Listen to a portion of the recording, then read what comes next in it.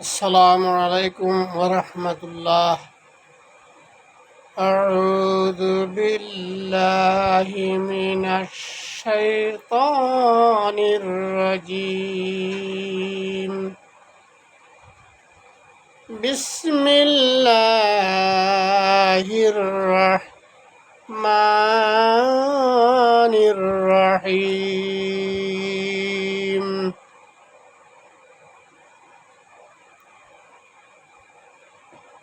সম্মানিত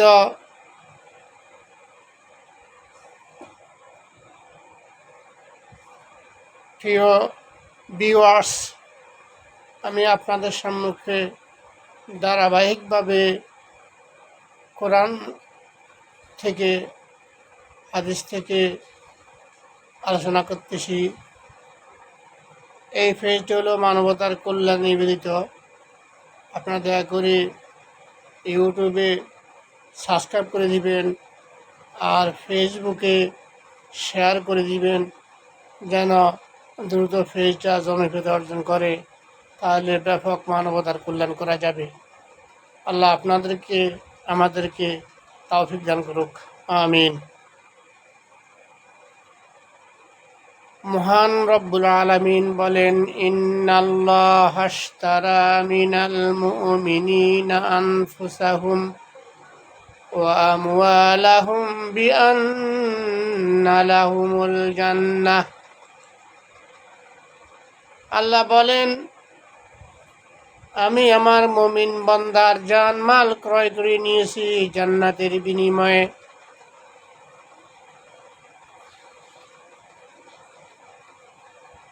জানো আল্লাহর মালও আল্লাহর, জান্নাতও আল্লাহ রব্বুল আলামিনের। সুতরাং আল্লাহ দেওয়া জান, আল্লাহ দেওয়া মাল, আবার আল্লাহর জান্নাত দিয়া আমাদের জান আর মাল ক্রয় করে নিয়েছেন।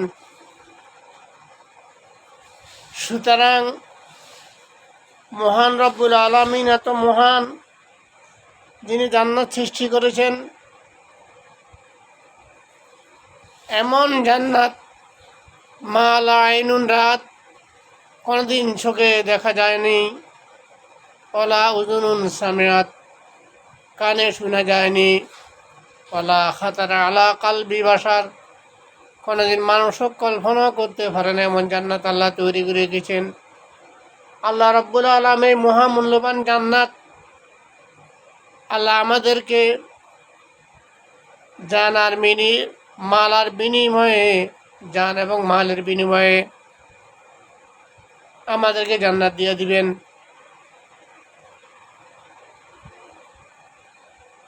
কাম হলো ইউকাতিলুনা ফি সাবিলিল্লাহ, আল্লাহর রাস্তায় সংগ্রাম করতে হবে।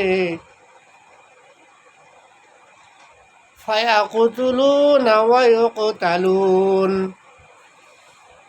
মরতে হবে, মারতে হবে।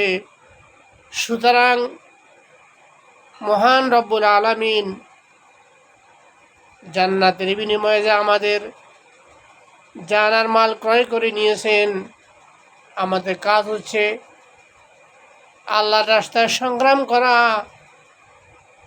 এই সংগ্রাম করতে গিয়ে যদি মরতে হয় মরব, আর যদি মারতে হয় মারব।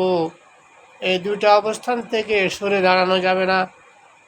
মহান রব্বুল আলামিন এই জান্নাতের বিনিময়ে আমাদের